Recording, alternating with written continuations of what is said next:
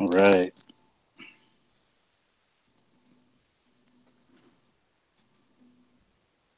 What's up, man? Are you? Is it better?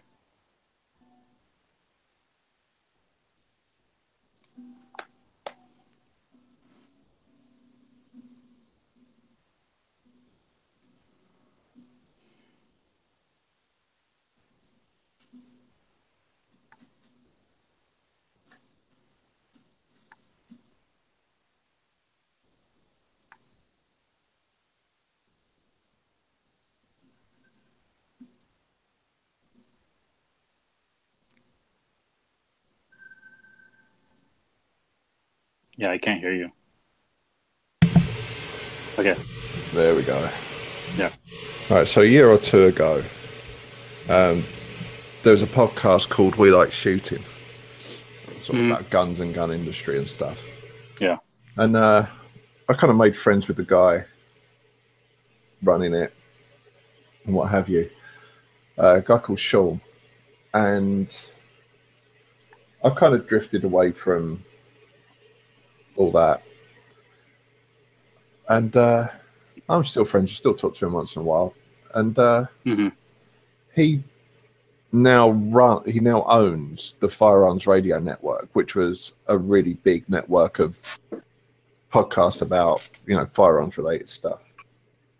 Right. So he's looking for someone to do a medical podcast.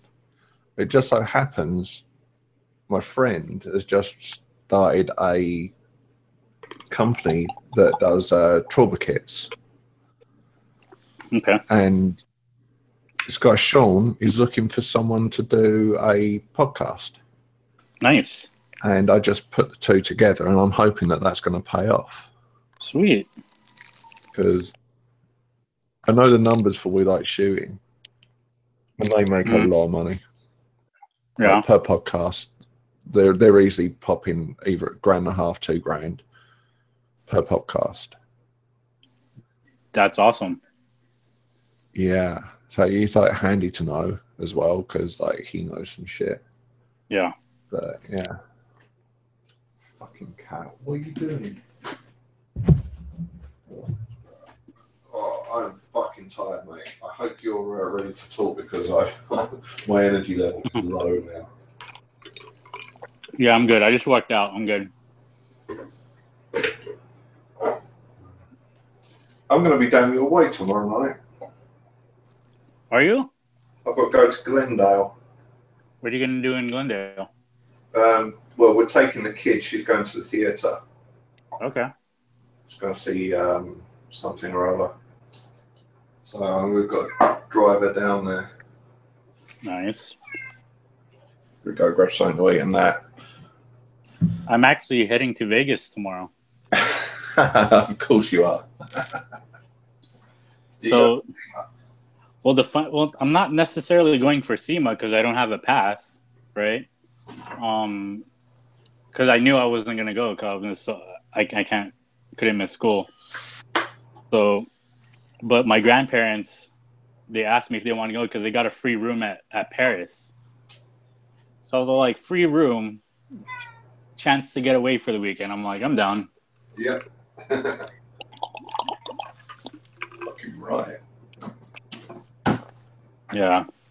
You know, I've been stressed this week, so it'd be nice to get out for a little bit. Yeah, that makes total sense. Yeah. But but Manuel's sent me like a couple stories to break for SEMA, like for Corvette Forum. I was all like, good thing I checked my email like a lot because he sent me the assignment through my email. All right. Yeah. I was like, oh shit. Yeah, I caught that Jeep one yesterday. Oh, you got that one? Yeah. Nice. Banged it out Good stuff. an hour. Like, done. There you go. Nice. Yeah. Well, that's pretty cool. Yeah.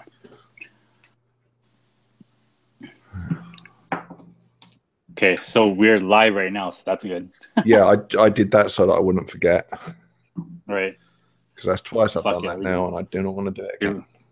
Yeah, you got it down now. All right, I'm going to plug this in.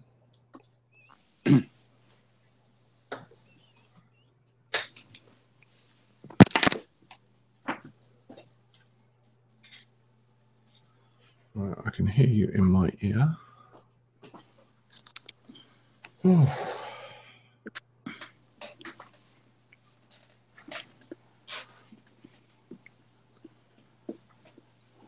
I'm so happy the World Series is over. Are you a Dodgers fan? Not really. Like everyone, I feel like everyone all of a sudden is a Dodgers fan. I'm like, you've never watched baseball ever. Now that they're winning, it's like, but now like they lost, so I'm like, I'll tell you okay. what. Curious accident. I was really fucking tired. I'm exhausted. Like this week has just been exhausted. Yeah. And the other night, we were sitting there, and when you just don't want to watch anything in particular. That's the worst. Mm-hmm. I hate that. So I'm flicking through the channels and came across baseball, and I never watched baseball. I don't know anything about baseball. So I was like, fuck it, let's watch this for a while. Mm-hmm. And it turned out to be that game. I didn't even know that game was a important one. Yeah. But yeah, and it was kind of interesting. I feel like the only time it's interesting is when it's like the World Series, because it's on the line. It's the two top teams going at it. Mm-hmm. It's Ferrari versus Mercedes for many people. Yeah, the stats don't matter anymore. Yes. Someone's got to win. Yeah. So yeah, there are a lot of angry people in LA. Oh, there's a game. Yeah. I've got the Euros coming up for the football. Well, what you call soccer. Soccer. The rest of the world actually calls by its real name. It's football. It's football. Yeah. Yeah, I've only ever been into, as far as actual real sports, is like basketball. Because I played basketball all my life. From I was 3 years old playing competitive, like on a team, until end of high school. So, that's it. And then after high school, I still watched, basketball. And then late 2000s, started getting to F1 because I started going to the track. So now I'm a huge F1 fanatic. Well, that was back when F1 was good. I'm a late starter. I started like 2010. Pretty late. No, I mean, I've always been aware of it. I just never watched it like every Grand Prix. Yeah, I think to watch Grand Prix now, you've got to have a certain kind of thing you want to get out of it.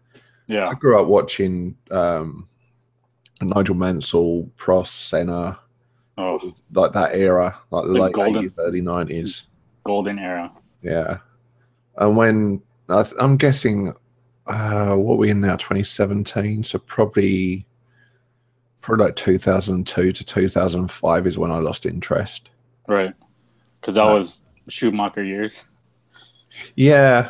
I mean, Schumacher was amazing and all that, but I think him just like monotonously winning everything kind of took the fun out of it for me. I love competition. I love seeing a bunch of really good drivers duking it out. And when someone's just running away with it, it's like, yeah, you're the greatest driver on the planet right now. And that's how it was when Vettel won the 4 years too. Right? Like from 2010 to 2013, it was like that. Like the second place was not even close. But at least when Lewis won Hamilton won 2014, 2015, at least he was battling against his teammate, right? At least there was that. And then this year was really great because he was going up against Vettel. So that was fun. So I mean, back then it was really fun watching because Ferrari had the better chassis and McLaren had the better engine. Right. And that made for some really interesting races. Mm-hmm. But now I feel like if you're going to enjoy F1 now, you're enjoying it for the soap opera more than the racing. the racing is it's not as good as before. I'll give you that, but it has its moments. You know. Yeah, but those moments, like 2 weeks between a race, then all the build up, the qualifying, and what have you, Mm-hmm. and those moments are just too far and few between to put in that kind of time investment for me. I really would genuinely rather go and watch the Rallycross, Oh yeah, that's like the fun. FIA, and that's really good. And those cars are fast as fuck. Saying Mm-hmm. that, the whole Honda and McLaren thing that just happened, Honda engines kept dying, and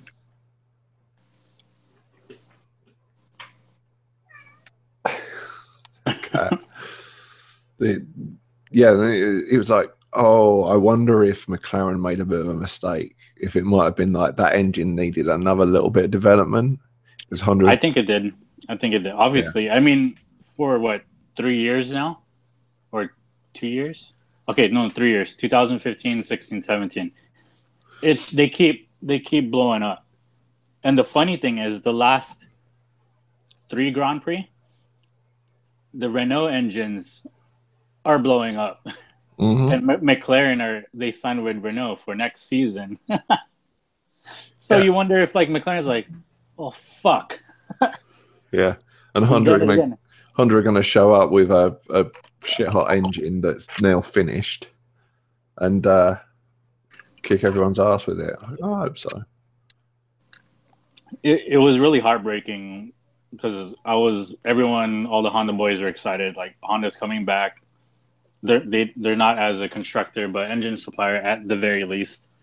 So, I was excited, but when you keep hearing like, oh, retirements, engines keep failing, it's like, fuck. Well, yeah. Yeah. I mean, what's his name? Who was it who took a race off and came to race Indy? Oh, Fernando Alonso. Yeah, and he comes to Indy because he's had a frustrating season. So he comes to Indy to do one race, and what do they give him? A Honda engine, and what does it do? He can't get a break. No. And the thing is, like, if he was in a Ferrari or a Mercedes, holy shit, he'd be up there. He can still drive. Oh yeah. Yeah. Yeah. I don't think anyone's really going to touch Hamilton for a long while. We'll see it. Every year they make changes in the rules to kind of even up the field, but Ferrari are right there. And surprisingly, the later half of this season, Red Bull's catching up. Mm. Like Max Verstappen won the last race, and then he won like in Malaysia. I'm like, that kid, he's only 20. He's gonna be a multiple, championship winner. Oh yeah, years to come, for sure. The thing is, Red Bull just throws so much money at so many different things. Sooner or later, one's going to stick. Yeah, Red Bull, they're in every single type of motorsports, or they're in planes, they're in fucking boats. Yeah, anything that can be labeled under that big extreme umbrella. They're there. It's crazy. It's crazy. Yeah. It's good though. It's good that they're putting the money into the stuff that wasn't necessarily in the public's eye. For sure. Like who would have thought like energy drink would, come about all of this? Yeah. Never. But they sell a lot of fucking energy drink. Them a monster. Yeah. Yeah. So I remember going down to the RC car track, and all that people would have their cars painted in the black and orange with the Rockstar logo on it and stuff like that. People love that branding. Yeah, it's catchy because you one look and you recognize it. You're like, oh, I know what that is. Mm-hmm. Yeah. Let me get a flat brim cap and grow a beard. Yeah. Right. Yeah. Yeah. So we should probably roll into the podcast. Let's do it. We should have included the whole Honda McLaren thing in there. Maybe I'll just leave it in and introduce us now. Well, okay. That was a cold open.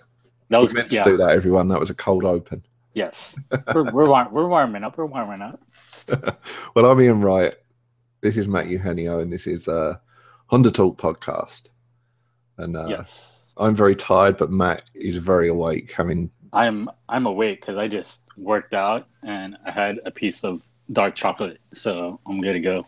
Oh, there you go. I'm trying to drink Yeah. tea to stay awake here.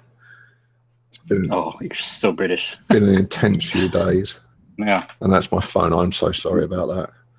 it's okay. It's gonna My happen. little business dealing matchmaking seems to be Oh paying off. yes. All right. So we'll see how that goes. But it's there's Good not a stuff. huge amount of news, but there's been something interesting that's cropped up, isn't it?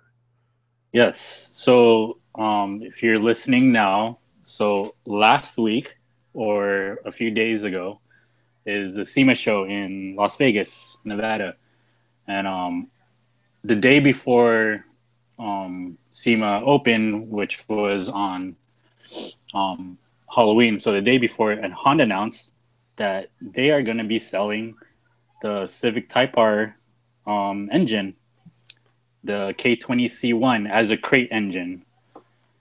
You can order it through HPD, which is Honda Performance Development, through their Honda Racing line.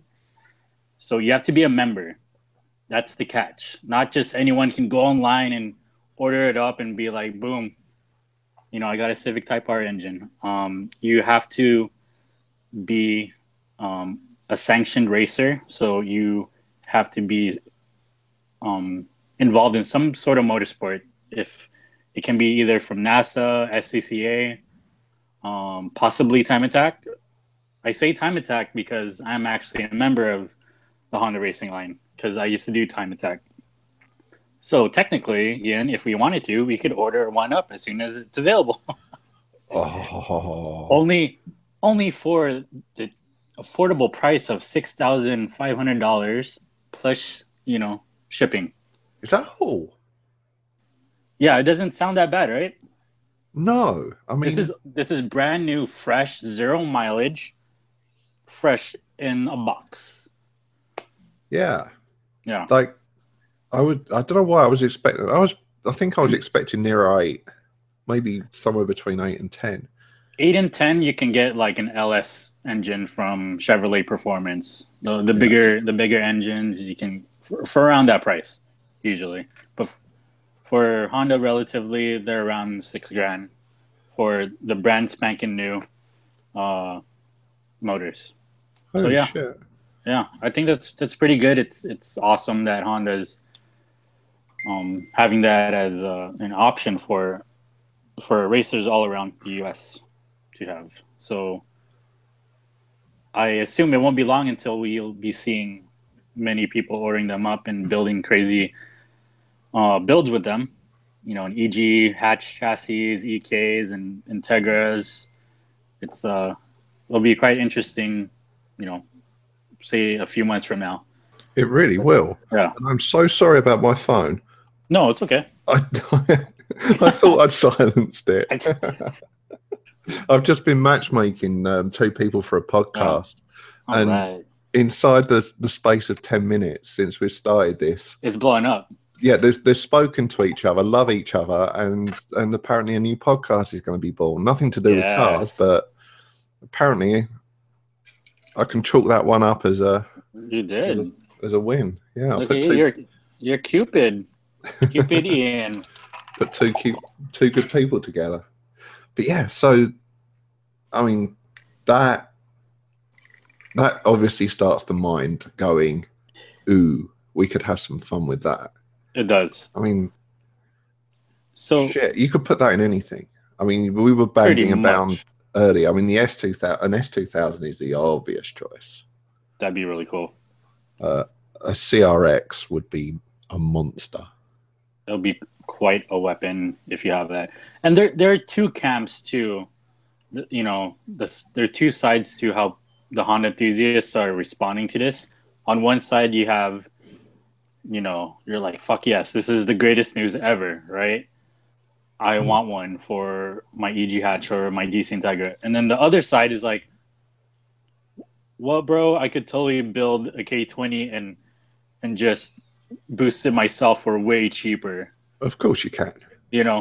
But you're buying this engine straight from Honda, factory fresh. And what happens with Honda factory fresh engines? Reliability. Right. Yeah. I mean, first of all, you can go out. You can buy an engine from a yard, or take the engine you've already got. Mm-hmm. You can go and buy the parts. You can put the time in to do it. You can iron out all the issues that are going to come with it, because you're not like, you don't literally just buy a turbo. Like, Yep. that's just the start, isn't it? Yes, there are a lot of components you need to put it all together. That's right. And then you've got the tuning to go with it. So by the time you've done all that, you're going to have spent a couple of grand, easy. Absolutely, easy. Plus, what's your time worth? Right. So, and then you still got an old engine with miles on it.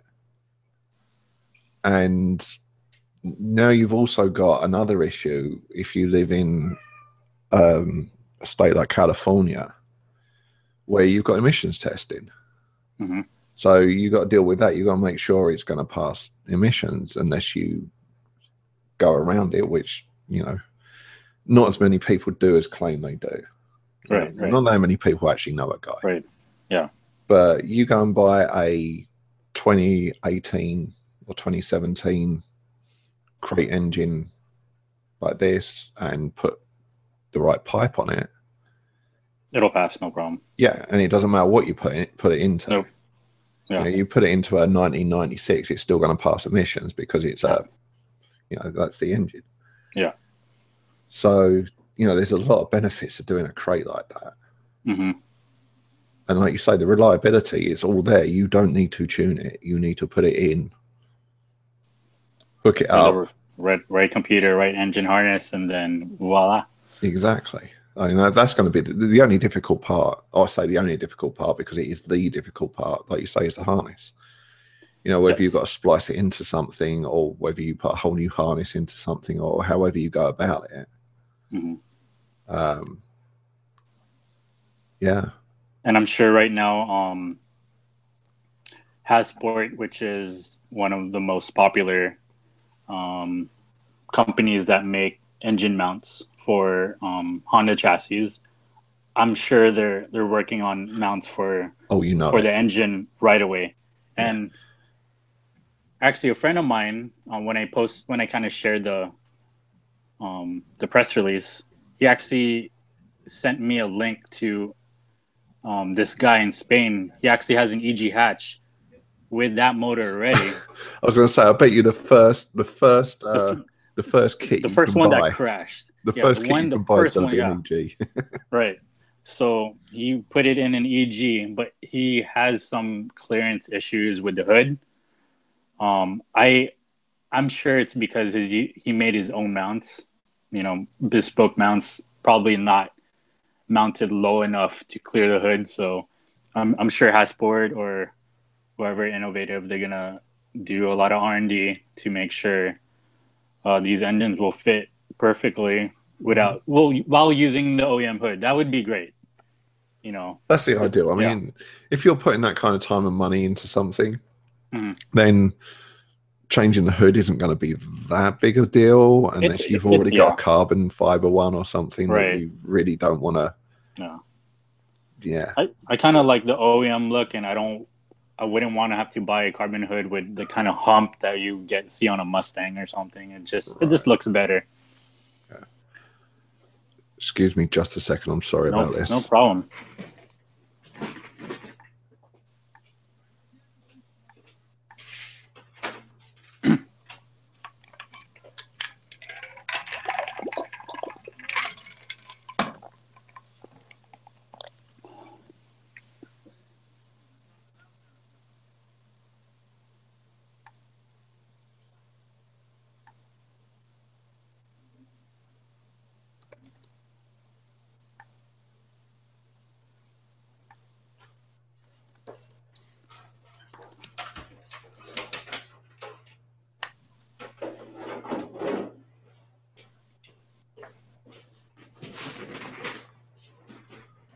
Sorry, I was worried the little shit might need to take a little shit.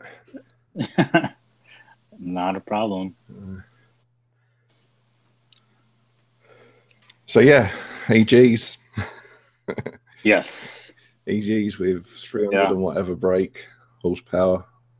Right. And I have one, and I'm planning on having my EG ready to go by IBOC next year. So I think that would be like kind of like the perfect event to kind of debut my build. We'll put it right next to the Honda Talk canopy where we'll be live podcasting. Well, you never know. That may become a thing. It's certainly an aim. Right. Yeah, it's going to happen in May, so we have a lot of time. A lot of time from now. Yep. So how is that EG shaping up? I'm just gathering parts right now. Probably in a couple months, I'll be sending it to the body shop to get it resprayed. It has a bit of oxidation as normal for an older Honda chassis that hasn't been already resprayed. So Yeah. Ooh. Yeah. So respray, install the new engine. Well, not new engine. I have a motor from a CRV, a B20, and then I'm going to put VTEC cylinder head. And then all of the bits and bobs, suspension, roll bar, bucket seat. It's going to be quite fun. Amazing. We'll keep everyone updated on the podcast, and I'll probably do some sort of running diary build thing on both hand drive or something. That would be a lot of fun. Yes. It would be a lot of fun. And there was something else that happened as well. I've got a theory. Yeah. But one of Honda's bosses, or the boss, turned around and basically said an S2000 successor could happen if enough of you asked for it. So I did see an article or a couple of those going around. So that, of course, piqued my interest. Yeah. Because it was Takahiro Hachigo. Yes. He said their engineers are ready. Here's the quote. I've already heard many voices expressing they'd like a next generation S2000. I think he might be a Honda Talk listener, you know. Honda development engineers are quick to develop sporty cars if the requests are there. All over the world, in Japan, North America, Europe, China, more and more voices are expressing the desire to reinvent S2000. However, it's not matured yet. It's not time yet. We need time to decide if S2000 is reinvented or not. If the salespeople investigate, look at it, and they're really enthusiastic, maybe we look at it. Want to know what I think? Go for it. I think it's already on its way down the pipe. Ooh. That's a bold statement, my friend. Bold. When does someone that high up in a company ever say anything like that? These people do not say. They are so cagey. It's ridiculous. They are, especially Honda. They are so cagey. And then when they turn around and say something like that, in the back of mind, all you can think is, you don't say shit unless you know shit. Right. You know, if the salespeople investigate, they've already... Don't tell me Honda doesn't look at this every other year. They pay attention. You know why? Because we got volume and tuning knobs back in the Accord. Mind you, that did take a while. It did took a few years, but we got it. Yeah. You know, someone was sitting there saying, look, they don't know anything. It's the better way to go, thinking, you know, like a Steve Jobs kind of thing. Like, if you do it, they'll accept it. Mm-hmm. But no, I don't think that's the case with tuning knobs. Other things may be, but not tuning knobs. No. Yeah. I've got a horrible... It's not horrible. I've got a sneaking suspicion that someone like that doesn't say something like that unless they already know. Unless they know something or there's something in development already. Well, remember what I told you? I have a friend in Honda engineering department. He did work on the NSX, in the suspension group. He told me very vaguely we have some fun stuff coming down the pipeline. I'm like, kind of fun stuff. He's like, I'm not gonna tell you. So, I pretty sure he listens to the podcast. So, I think I'm starting to believe him now. Let's look at it. We got the NSX. We got probably the best generation of the Civic in a long time. We got a hatchback sport. We got an SI that has adaptive suspension. We have a Civic Type R. All we're missing is like a rear-wheel drive sports car, right? and it feels like the thing that would just icing on the cake. Yeah, it just fills the. I don't think there's a void necessarily, but it fills out the lineup without going over the top. Of course. I mean, something Mazda has been doing for quite a while now, I actually really admire them for, and Honda's been doing a really good job of it as well, is keeping the range manageable. Mm-hmm. Like, you go and look at Ford and they've got the Ford everything. They're trying to fill every little niche. Whereas like Honda and Toyota to a degree, but Honda more so, I think they're picking their battles. I mean, we've just balance. We've just seen it with the Accord. They've gone, well, we need to keep the Accord, it's not quite their flagship, but their flagship sedan.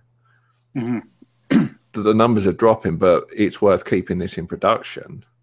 So, they've dropped the coupe because that's only 5% of sales, and that's a lot of time and effort goes into building that. So they've put it all into one basket. And you go and look at Mazda's range, and they've got their sports car, they've got the MX-5, mm-hmm. So they've got their little flagship model. Yeah, not a halo car; it's a flagship model. Mm-hmm. Then they've got the small car. They've got the 3. Well, they've got the 2 as well, haven't they? They've got the 3. No, they don't have the 2 anymore. That's gone, is it? Yeah, it's canned. So they've got the 3, the 6, the CX-5, CX-9, and the bigger one. Yeah, and the smaller one. I don't know why they make. I don't understand the smaller one, to be honest. We were looking at that when we were shopping, and because it falls into the subcompact crossover, it's competing against like the HRV, the Jeep Renegade. So there is a market for tiny crossovers. So yeah, it doesn't make any sense to me. Like, you can't fit anyone in the back seats of those. It's a bit tiny. I did test drive one. Our colleague Nolan had one for like a week, and I took it out for a spin for a day, and it felt like a smaller CX-5, and like somewhere in between a CX-5 and like a Mazda 3. It was, it drove like a Mazda, which is the best compliment you can give it. It drove great, but the boot was tiny. There's no room in the back seat, like you said, so it just didn't make a whole lot of sense to me.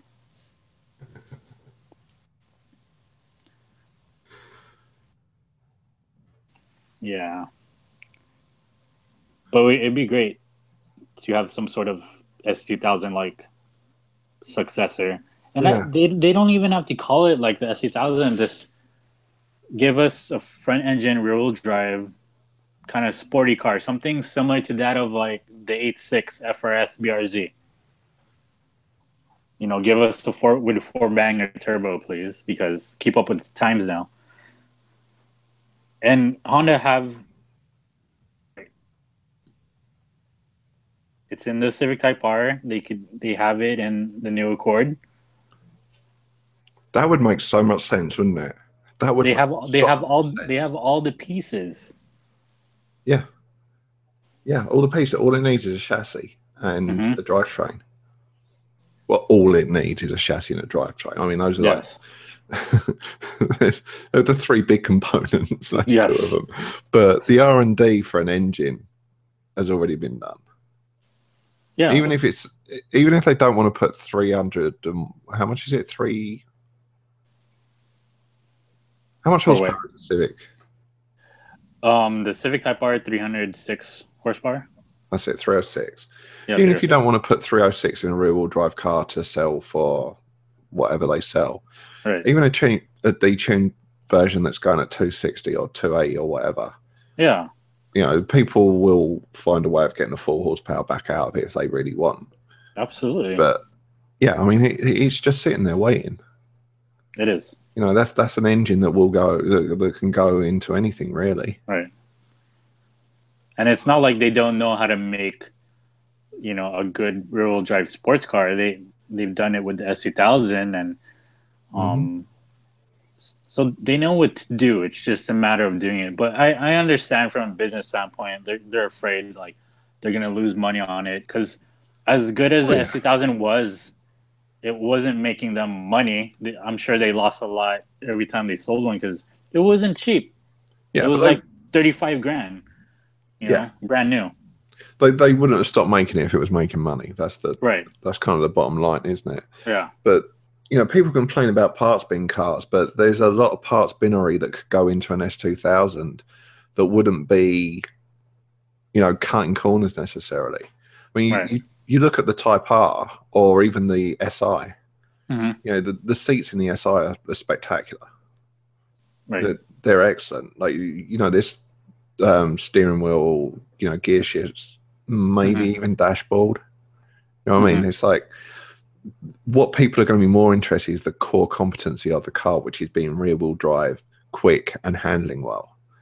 Yeah. When I say we, and I think I can say this for the people that really want an S2000, that isn't a deal breaker at all when it comes to Honda making a rear-wheel drive sports car again. Yeah. So even if there was a lot of parts binnery going on, like from the the transmission, the engine, mind you, the transmission they'd have to redo from a front wheel to a rear wheel drive car. But there's so much that can be used from the Type R and the SI, or the SI more lightly. You're tuning up suspension. They can use those bits and build the chassis. I would have thought. I'm no expert by a long shot, so I could just be talking out my butt. But it does strike me that particularly those bits that that car companies like try and cut corners with can be used. Yes. Your dash light cluster. You see, it doesn't need to be spectacular for an S2000. That's not what that car's going to be about. Right. No, it's about just driving feel, driving performance. It's a driver's car. Yeah. So, quick update.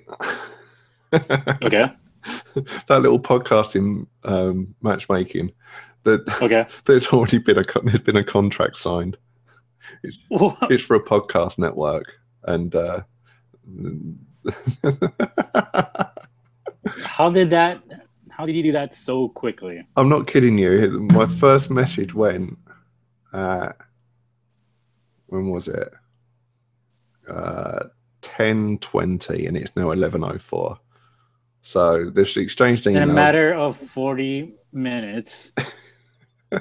Goodness gracious! Look at you. It looks like I'm going to have a job editing. Yes, that's fantastic. Oh, yeah. So, quick question: Have you seen the Honda S660 that's in Japan? The K car? Yes. I would love something like that. Obviously, it has to be a little bit bigger to, for highway safety regulations, because it's too small or whatever. Something sort of like that, a little bigger, like Miata size, like the ND Miata. I'd be even happy with that, with like the SI engine, like 200 horsepower, 2,400, 2,500 pounds. Like, how awesome would that be? That'd be quick. Yeah, that'd be enough. Basically, the points for the S2000 will probably go like this. It needs to be a little bit faster than an MX-5. right? Because you just You can't lose to a Miata. yeah, you can't be a Mazda competitor and go into No. that space without going right. We just need to be a little bit quicker, not a lot. You know, Yeah. we don't No. want to make something silly here. We need to build it to like a sports car standard, Right. but let's make it a bit quicker than the MX-5. Mhm. They need to make it so that people that are 6 foot and a bit can get in it. Yeah. Because that's why I don't drive an MX-5. I would probably drive an MX-5 if I could fit in one. It's only an MB that I can actually fit in. Yeah, it's Weirdly quite enough. spacious, the new ones. Yeah. Yeah, NC no chance. And then when the ND came out, I actually drove down to the dealer, opened the door, and tried to get in on the basis that if I could get in, I'm going to buy one. Nope, No. wasn't happening. I think nope. But yeah, it's like there's going to be a few key points that someone's going to be sitting down going, right, we need it to go faster than MX-5. You do. Then we need it to handle. Then we need it to do this. Then we need it to do that. And there's going to be a price point they're going to want to hit. And it needs to be faster than the Miata and then the 86 BRZ.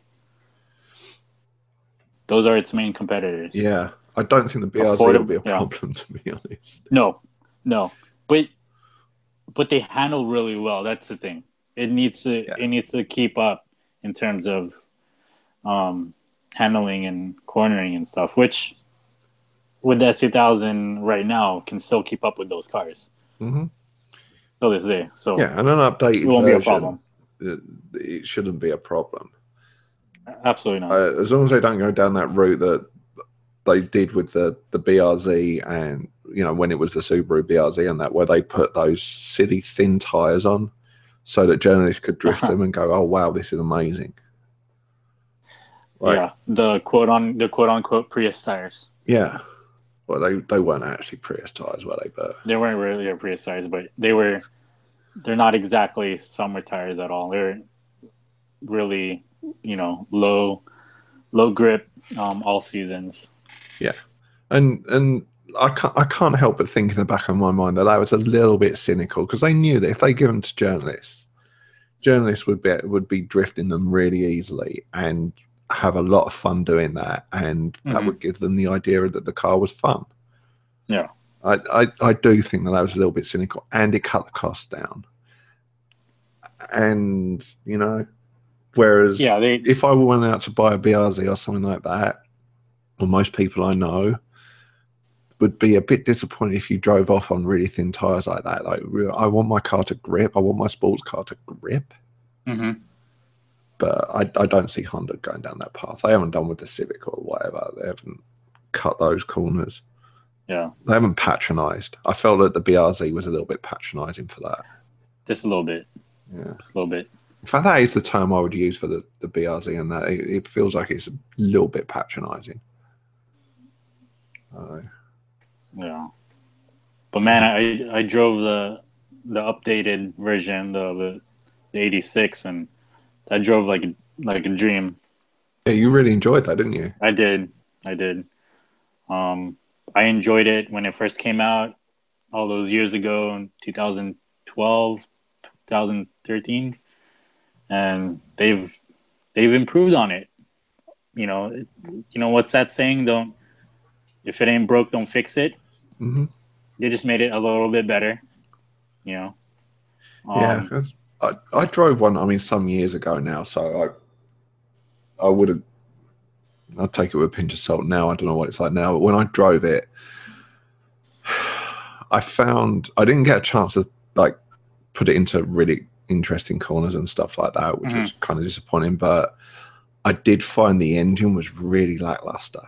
It's underwhelming. It's not gonna make you have that grin, you know, like, ooh, that sounds nice. It doesn't sound nice, and it doesn't push you back in your seat. Yeah, it's very linear. An engine doesn't have to. I mean, an engine doesn't have to put you in back in your seat necessarily. Yeah. But it needs to have a little bit of character and come on power at the right point. It just felt really boggy, and then with a real narrow torque band. Yeah. But I don't know what it's like now. I really don't know what it's like now. it's a little, if you drove a current one, it's a little different. They changed the gear ratios. They're a bit closer to each other, so you're gonna be doing a little bit more shifting. Final drive is different, so that deals with you getting more involved. Um, Running up the gears. You're still not getting a punch of any sort throughout the power band. It's very very flat torque band. It kind of sort of reminds me of like a 350Z, 370Z. If you've driven one, it those engines don't really have a lot of character either. It's just very flat. It's not. No, but they do have all right. torque. They do do have torque. they do have the torque you need. Yeah, you have the torque, but that's that's the only thing that's kind of holding back. The 8.6 BRZ is that engine, and a lot of people will be like, it doesn't have enough power. But when you get it into the twisties or at the track, it's okay. It's actually pretty fun. You just got to keep it up in the in the power band, and if you know how to do that, you can keep up with almost anything. Yeah. Yeah. The first thing so many people do when they buy one is go and Google supercharger for a BRZ. Or turbo. Yeah. Yeah. Yeah. So, yeah, I've got a feeling this. If I was to put money on it, I would say that we're going into 2018 shortly. Are we going to get an announcement of some sort? I suspect that probably mid 2018. Okay. Because I was going to say later this month is the LA Auto Show. So, too soon. I think that might be too soon. Okay. But, yeah, I suspect like middle of next year we'll probably get say middle. So it might be during like the New York Auto Show. We'll see what happens. That would make sense. And then if I was a betting man, I would take $20 and I would say by the end of 2019. End of 2019. Because I feel like Honda are on a roll right now. They have all this momentum. Mm-hmm. I think they should just keep the ball rolling. They just keep coming out with great news, like Civic Type R, and now like a couple days ago you can get a Type R engine. Like that's great. Yep, Type R wagon. I'm telling you, that's the future. Type R wagon. Oh yes, it will change the world. It will change America. Americans don't like wagons, but journalists do, and that's what we are. So we eat that shit up all day. Yeah. Yeah. It needs to be Jalopnik Brown. Yeah. You know what I saw the other day? I saw the 2011, 2012 Acura TSX wagon. What was that? Did you hear that? Yeah. What was that? That was cymbals on a drum. What the? Give me a second. I'm sorry about this. All right. What the fuck? All right.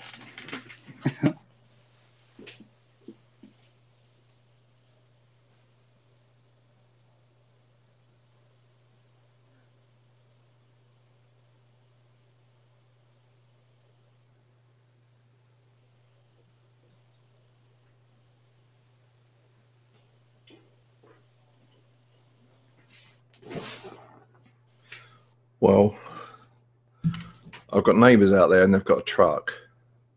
And I know my next door neighbour is a musician. Okay. But these people are across the street. Uh-huh. And they engage with each other. I'm hoping the ones across the street are moving. And that might be their goodbye present to us because we don't get on well. Because those guys. All right. Yeah, sorry. Where were we? Yeah, no. We're talking about, the Honda's on a roll and they got to keep the momentum going. So that would just be the best if they did announce something rear-wheel drive, coupe, roadster, or whatever. That'd be great. We would, as Honda fans, we would just appreciate that very much. I think industry wide it would create a lot of excitement. I mean, Mazda. Speaking of cynical, if you notice that twice a year Mazda bring up the idea of the rotary again, and everyone gets excited, and then it never happens, and then Fucking every year, man. yeah, twice a year. Every the year. RX-7's coming back. Yeah, it's coming back. No, it's not. And not with a rotary, it ain't. I mean, the new their concepts look pretty good. And the new engine they're talking about with the sparkless engine, the variable ignition. That's the one, yeah. Yeah. And from what I gather, it kind of works along the same lines as a diesel-ish. A little bit. But that could be game-changing. That realistically, that could be game-changing. So, I want to ask you this. Yeah. Not rotary, no. I think they would have to have all this money saved up just to develop a new, you know what I mean? Just money to blow. Just like, fuck it. Like, just for the enthusiasts. But I wanted to ask you if this new, variable ignition compression kind of engine is a hit.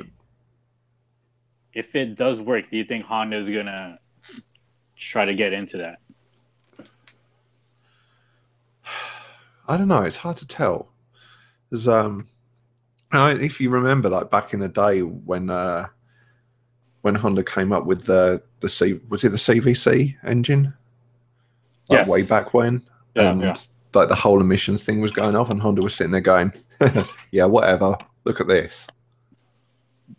Do you know the whole story about that? They took an American car that couldn't pass the emissions. They installed the CVCC mechanism on that car and dropped it off in Detroit and said, "Here you go." I forgot which car was it, but because one of the American companies, Ford, GM, or Chrysler, they're like the CVCC is stupid little. It's a little toy, and then Honda's like, "Oh, really? So let me borrow one of your cars and I'll install it on there and look at it, pass the emissions, and pass it with flying colors." And that's when Honda just dropped the mic and be like, boom, there you go. Yeah.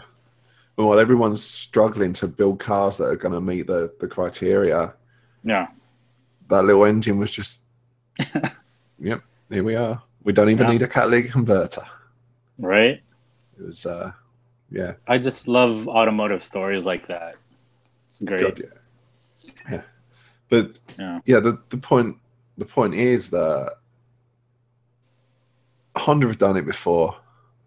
If that technology is viable, Mazda get to market first, then great for Mazda. I mean, if they push things forward and give us fuel economy without losing performance or even gaining it, then that's amazing, and everyone should do it. It's like let's push things forward. Because I think a lot of even Honda enthusiasts forget that before Honda started making cars or motorcycles, they were in an engine company. Actually, they were a piston ring company. So for those of you who don't know the origins of Honda, the reason why piston rings are so good because Mr. Honda himself started making piston rings, and he actually tried to sell his designs to Toyota. Toyota told him to fuck off. So Mr. Honda was like, okay, I'm just going to start making my own engines. I'm going to put them in motorcycles, and then I'm going to have people race them. And then it took off from there. Yeah. He got into car racing for the longest while as well and learned a lot there. Mm-hmm. Right. So, the roots of Honda, going back to that time, it's like the company is still embracing all of that. Absolutely. They're still making really good bikes. Hmm. like really good bikes, and they just sold the millionth. Yeah, I saw that. What's that little bike called? I don't know enough about bikes by a long shot to pretend to be any kind of. Yeah, I'm not a Honda professional with Hondas on two wheels, unfortunately. No. I'm a four-wheel kind of guy. But yeah, but you know, like my little brother had a Honda Fireblade for a while. He loved that thing. And yeah, he had a Yamaha R1 as well. I always forget that Yamaha make things, not just musical instruments. They do. And speaking Yamaha, they tend to help Toyota make performance engines from time to time. Of course, yeah. No. But yeah, Honda, please, if you can hear us, if you're listening, anyone from Honda listening, rear-wheel drive, coupe, roadster. Yep. We're not asking for much. Just affordable and fun, just like the old S2000 used to be. We don't want it to be like perfect, but just something. That'd be great. Parts bin that interior. We don't care. Yeah. Yes. Don't care. If it's good, use it. No. Because if it's good, it's great for us. You know what I mean? Like I think that's how we all feel. We're like, we're not asking for much. Yeah. It doesn't even have to be a two-door, like you say. I mean, you go with something.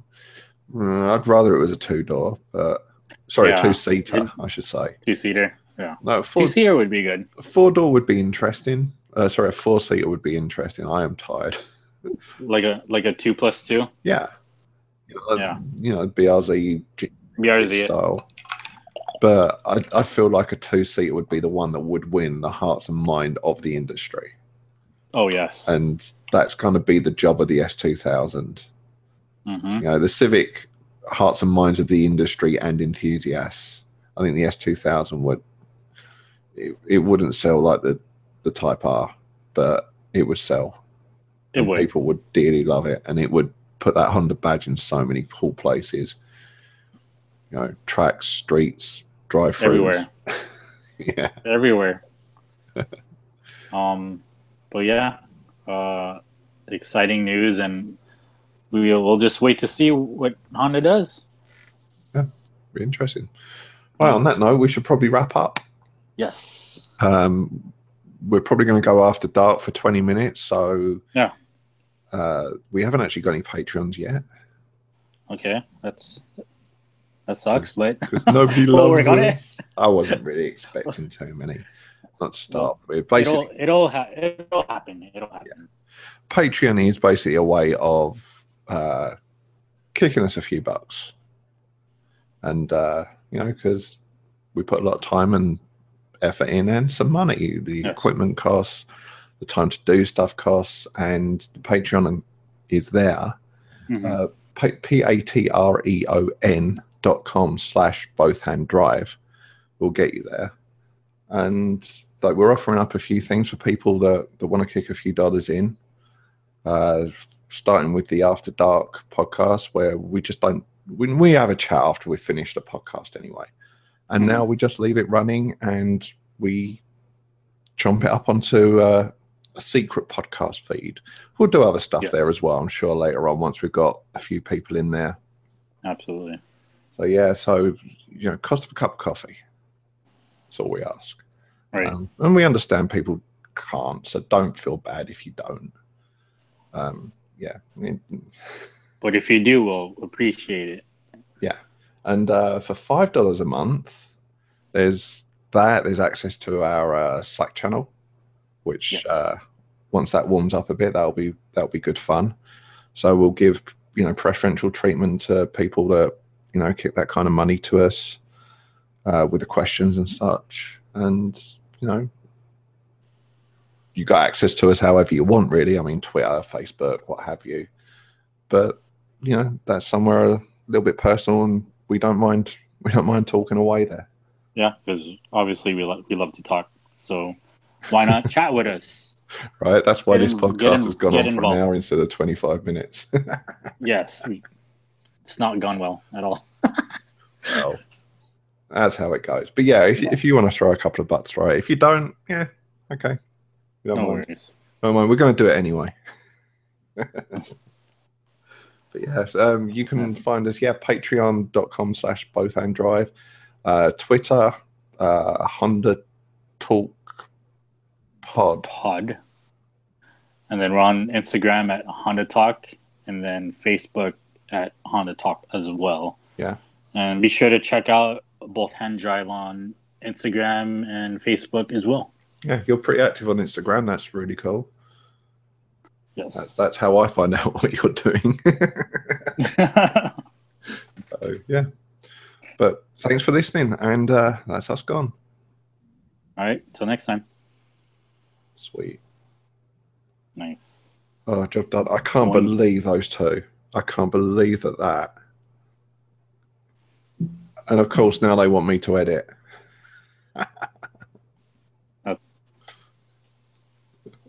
That's great. In a matter of 40 minutes, holy fuck. That's the fastest deal I have seen done.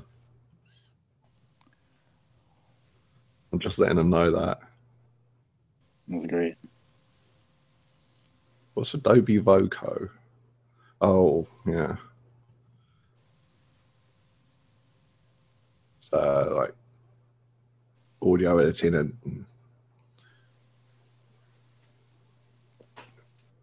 I thought that was like... Voco is like... It's basically Photoshop for the voice. But I thought it was still in beta, yeah. Huh. Yeah, it's only previewed in 2016. Holy shit. All right. As input, the program takes approximately 20 minutes of the desired target speech. After that, it can generate sound-alike voice with even phonemes.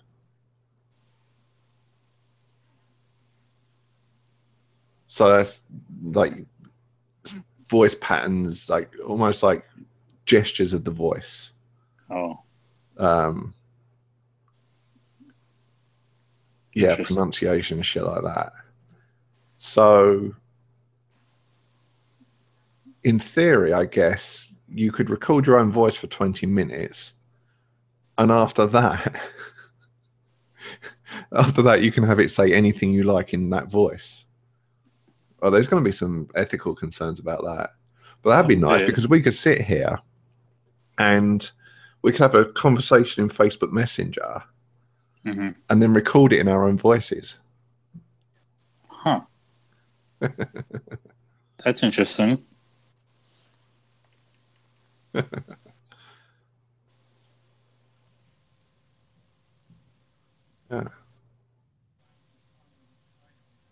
Didn't realize he actually wanted a host.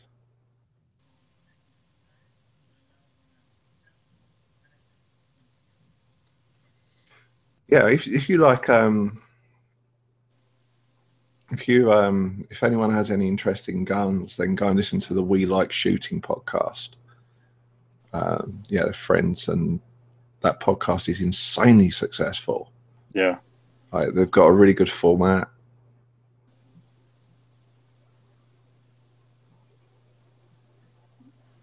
For sure. Yeah, and I'm trying to get him to help me figure out how to go about getting this right. Because, yeah, my friend currently runs the Firearms Radio Network, which is a huge deal in kind of that niche. Mm-hmm. So, yeah.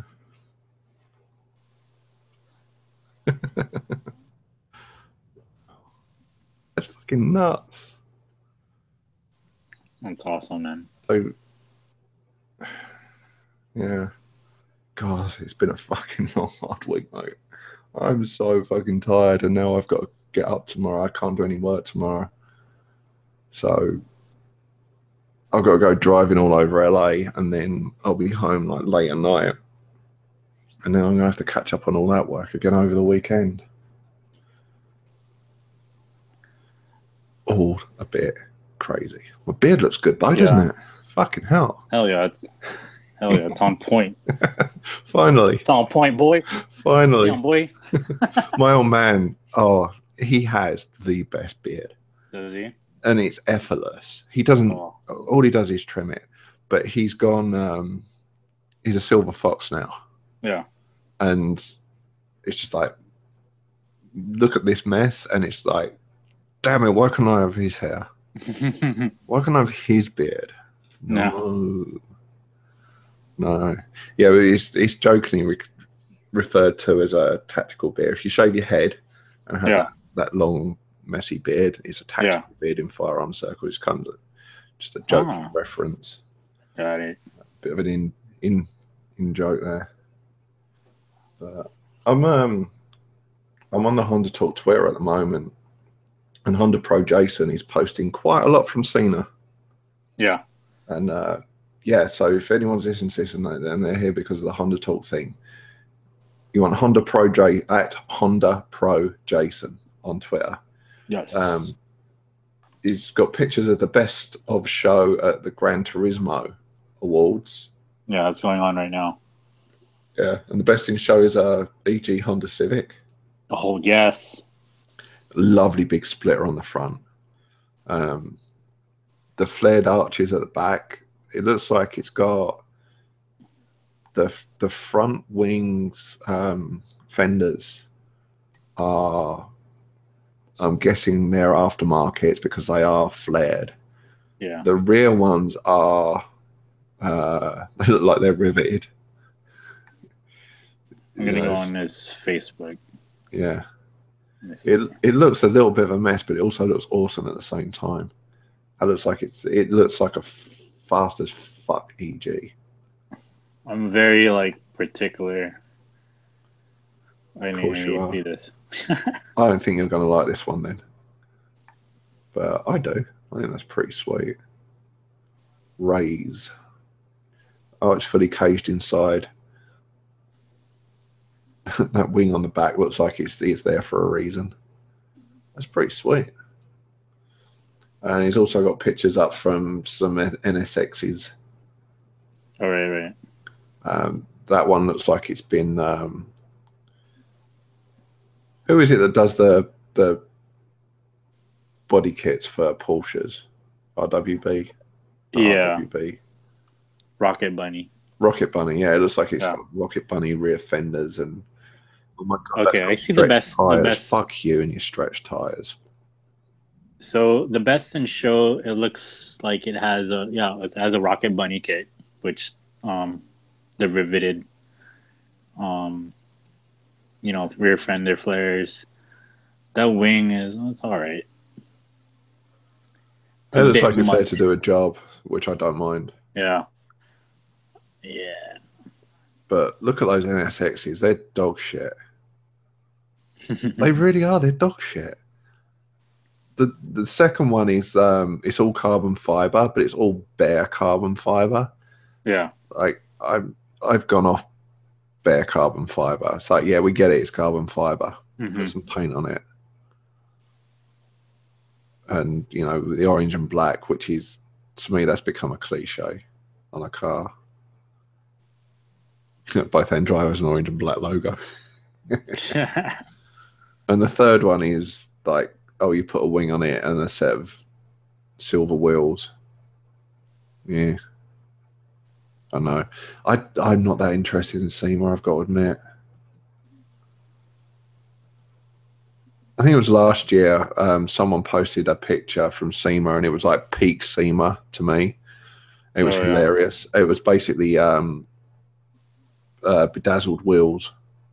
Right. I was just like, yeah, I'm done. That's the only picture I need from SEMA this year. I mean, I know there's interesting stuff there and what have you, but I think the vast majority of it is, wow, you've put a splitter on that. Well done. Oh, you've got a rivet gun and you can bend a bit of metal. Yeah. Right, yeah. That's been the thing for the past few years, just all the body kit stuff. Yeah, it's going to go in cycles. What's fashionable on that, but I don't know. Show me an actual fast car. I don't care that you've stuck some stuff on it and polished it. Right. Like, that's not a build to me. That's tying it up. Yeah. So did you see that blue NSX with like the kind of gray wheels? Yeah, that's As what a I'm rear looking wing. at. So it was built by a shop in Arizona, Science of Speed, and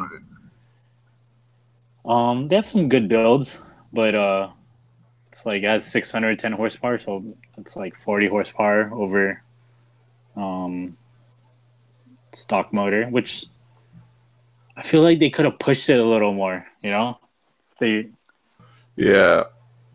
change up the if you like kind of tune it, change up the turbos a little bit, like you could have. I wanted to see someone push it to like I don't know 700. That'd be cool. Yeah, 7 to 800 brake horsepower seems to be like probably the right kind of ground for an NSX.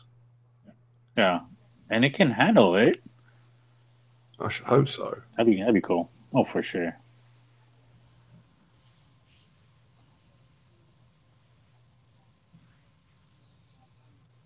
I'm also looking. Brad has just posted a Bisimoto built 986 Boxster. I saw that. Yeah, 997 GT3 front end conversion, full Zine top style roof, center seat conversion, and a huge twin turbo power. I love hate it. That's Brad. Yeah, it's so him. Yeah, stripped out interior. Yeah. So I was kind of chatting with Brad and another fellow journalist on Facebook. Oh, I asked Brad, at what point does a car become a supercar? Ooh.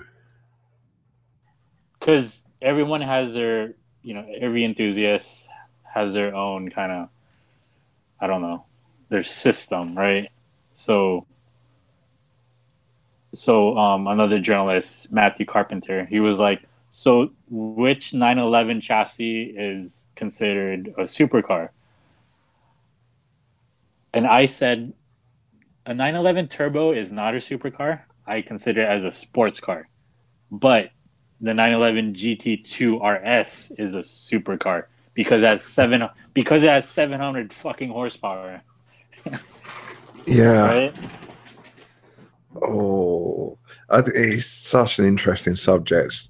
It is, and I wanted to talk to you about it. Yeah, perhaps we should resurrect it in both-hand drive. I've had this conversation before with someone, but I think you'd probably bring something new to the table. It's, yeah, it's worth. What was the episode called? The Supercar Adversary. Okay. It's, I don't consider the Corvette ZR1 a supercar. Neither do I. I don't consider the NSX a supercar. The original NSX a supercar. I'm not so sure about the second one, but the first one was a supercar adversary. Yeah, I think it was a supercar because just the level of technology and the playing field it was dealing with at the time, where it was competing against other supercars. Yeah. So, yeah. You don't think this new one is a supercar? I'm on the fence. I think actually I'm not on the fence. I think it is. So like you say, the level of technology is there. I think the original one missed one important thing you need with a supercar. It needs to have something exotic about it. Something what? Exotic about it. It has to have that extra something that isn't just performance based. It has to exude something, whether it's personality, whether it's a sense of style. And that first NSX, I don't think it had any real style. It was a good looking machine, but I don't think it had the style that Ferrari and Lamborghini were dealing with at the time. I think the new NSX captures a bit of that. Another one that I'm on the fence about whether it is actually is a supercar. And people argue about it is the Audi R8. Yeah, the R8. There are people that say it's not a supercar. Well, it's mid-engine. I don't think it is anymore. I think when the first one came out, because the first time I saw it, like especially on video, was Top Gear when Clarkson drove it, right? And he was comparing it to a 911, like Carrera, right? Mm-hmm. And I think Clarkson was like, this is like a perfect example of like an everyday supercar that you could drive, because it did have that amazing V8 that was from the RS4, and it was great. It's also mid-engined, which I think is Right. what keeps it just about in the supercar. Like, it's my first supercar territory. I agree. I think it's like entry level, right? Mm-hmm. Supercar. I agree with that. I think it just clears the bar. Okay. And then I asked Brad, since he just wrote a piece on Auto Week about the Ferrari 488 GTB. I said, okay, what is a 488 to you? He's like, it's sports car. Wow. Because yeah, to me that's like, I'm on the fence, because I'm like, fuck, man, that thing has 600 something horsepower. But his point was that you could drive it every day. I'm all like, there are some supercars you could drive every day, but I just want to know at which point does this particular Ferrari or this Lamborghini transform, like in terms of terminology, from a sports car to a supercar. Like an Aventador. I think it's a supercar. It's a fucking V12 and it's $300,000. He talked about it on the Camden Tub podcast, and he seemed to be a little bit underwhelmed by it. By the 488? Yeah, I'm not laughing at Brad. I'm not laughing at that. I just think that's hilarious that a 488 someone could consider is it's just a sports car. underwhelmed. God, man, I lose my shit over one. I want to sit in here and drive all day. That's all I would do. Especially the Spider. Oh my God. But I think that just goes to show, like, he's been doing this much longer than us, and like, I think he has a particular taste, and something will tickle his fancy that may not do it for us. Yeah. Yeah. I mean, yeah. Go ahead. Sorry, I didn't mean to interrupt you. No, you're good. Go ahead. Yeah. I mean, I think Brad is very particular, and that's what makes him great as well, is that he can articulate what he defines, and part of I think part of what we do is being able to understand what we like. I mean, if you don't understand what you like, you can't judge something objectively unless you understand what you like. And I think Brad definitely understands what he likes. He does, and I totally know when, like, if I post something about a certain car, I just wait for him. I'm like, I know he's gonna respond to this. And like, and occasionally I like to give him a little prod as well, because he's Brad. Yeah, and we I understand, like, what he likes, what he doesn't like, and I admire that about him, and he's one of the guys I look up to for advice, being in this industry, and he absolutely hates the McLaren, like, F1. Like, he thinks it's like, it's not, he says it's not special. Like, what's the big deal? Wow. He says gross. Like, he'll just be like, gross. And I always get a kick out of it. I'm all like, dude, I fucking love the F1. Like, I grew up as a kid be like, this shit is one of the coolest, supercars ever. Yeah. Thing is, I do get where he's coming from with that. And I don't necessarily agree, but okay. I do get where he's coming from with that. I mean, there's a certain point where cars are like, all right, I have no real use for that. And I get that with supercars a lot. I'm not that interested. Like, I can't name every Ferrari. I can't name every Lamborghini. I can't name it. Like, I can name even less Lamborghinis, because it's just not my It's just not really my wheelhouse. I'm just not. Hmm. It's not something I'm in any way. It's not something attainable to me. And even Okay. if it was attainable, I'd like to think I'd have better taste. Right. Well, Right. no, that's not fair. Better taste is the wrong word. I just don't have the personality that would enjoy the attention a Lamborghini would get. Hmm. I just don't. It's too outlandish. It's too in your face. I would go out and buy the Audi R8. I would drive the shit out of it. I love the Audi R8. I love that it's The understated. People that yeah. know. That's all. Right. I'm happy with that. If people that know, that's awesome. But you drive down the street in a Lamborghini and everyone's going to fucking look at you, and I'm just not Right. interested by that unless that car performs as well as it looks. I think a good-looking car needs to perform as well as it looks. I think that's probably Absolutely. Absolutely. If it can't, if you talk the talk, you gotta walk the walk. If it doesn't, like you're fake. yeah, You know.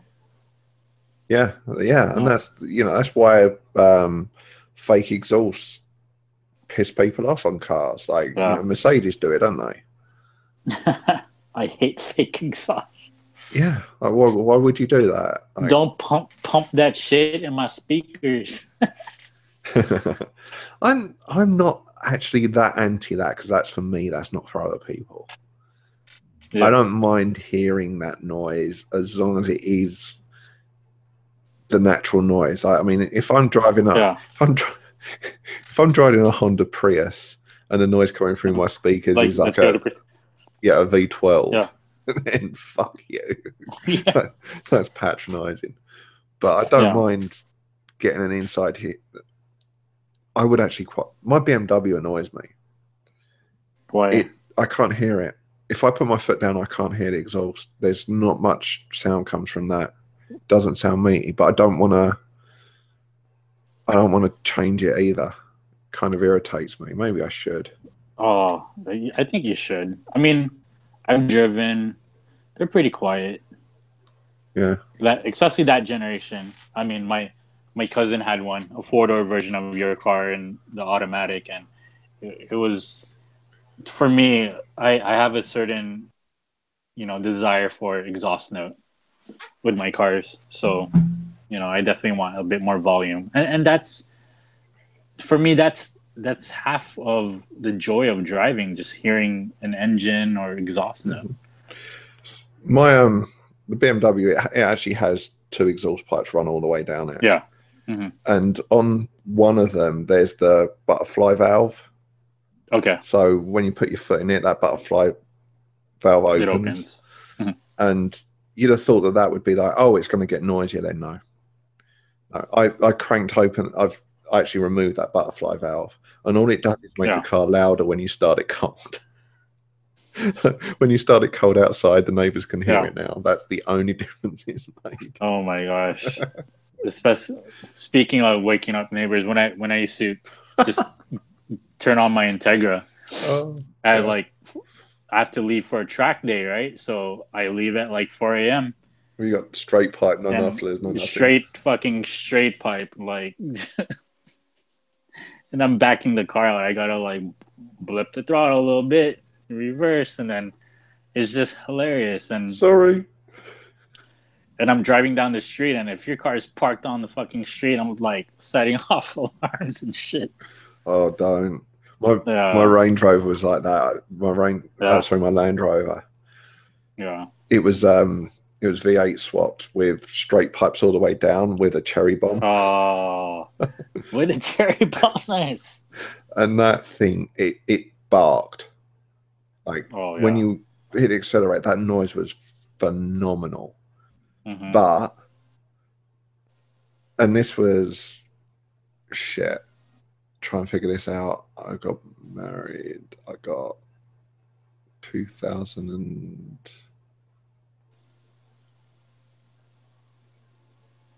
yeah, so probably like 99, 2000, maybe 2001, 2002. Yeah. So it was when car alarms still did use that kind of vibration thing. Yeah. And I would And as you can imagine, the UK is everything's quite close together, particularly car parks and stuff. Oh, The right, amount right. of times when I had to park that thing and a car alarm would go off, or I'd try and come into the neighborhood really quietly and like, Still set off yeah, fucking alarms. fourth gear, and sorry. I used to, because where I lived, there was a block, and then these two blocks coming off of it. So, and the block on the side was on a hill. So what I would do is I would come in, and I'd go down to fourth gear, and just off the throttle all the way around up to there, and I'd be coming down the hill, and I'd turn off the ignition. It didn't have power steering anyway. Oh, yeah. And I would roll down the hill, and then I'd roll into my road. And if I got it just right, I could roll into my parking space, so my neighbours wouldn't hear it. Wow. So one night I've done that, and I've come in, and like super fucking silent. I get out of the car, and there's this guy walking up the street around to me. Oh, you? Yeah. You need to stop coming by my house in the middle of the night. I'm like, what the fuck? It's like, I live off of whatever road it was, and it was like, Yeah. that's the other side of that block. I'm sorry, mate. You keep waking my mother up. Don't know what to tell you. Yeah, and my girlfriend at the time, she lived in a village quite a way away, and she would know I was going to get there about 10 minutes before I got there, because the dog would hear. Yeah, and start barking or whatever. And it would get up, and it would walk over, and it would sit by the door, and it would wait until I came up. Like a good 5, maybe 10, but yeah, it was definitely at least 5 minutes away. It knew I was coming. Fucking hell, that thing. It's funny because my dog knows when I'm about to come home too. Like I could see her just waiting by the gate, and just the sound of the engine, or like, well, my exhaust. Like I was like, wow, she could hear. Sometimes you forget how well the dogs can hear, and just animals in general. So it's hilarious. It takes our cats, when we get a new car and get rid of the old one, it takes our cats about a week to figure it out. Yeah. Bless them. But yeah, there's me saying I wouldn't drive a Lamborghini because it's obnoxious and whatever. And my Series 2 Land Rover was a straight piped V8, and it was painted fire engine red. Fuck yeah. That's awesome. Thing was insane. Right. We should probably wrap up. I need to go and get some shit done. You probably need to get some shit done. Yep. I need to take a nap before I leave. Oh, there you go. What time are you leaving? I'm leaving at like 5. Holy shit. Yeah. So, yep. Good episode today. Good stuff. I reckon so. Yeah, well, enjoy. When are you getting back? I think Sunday. Yeah. Yeah, it's a nice drive as well. Yep. Yeah. I'll hit you up tomorrow. Yeah, give me a shout. I'll have my laptop. I'll be working at the same time. I'll be watching Instagram. Cool. All right, man. I do. Okay. Cheers. Take it easy.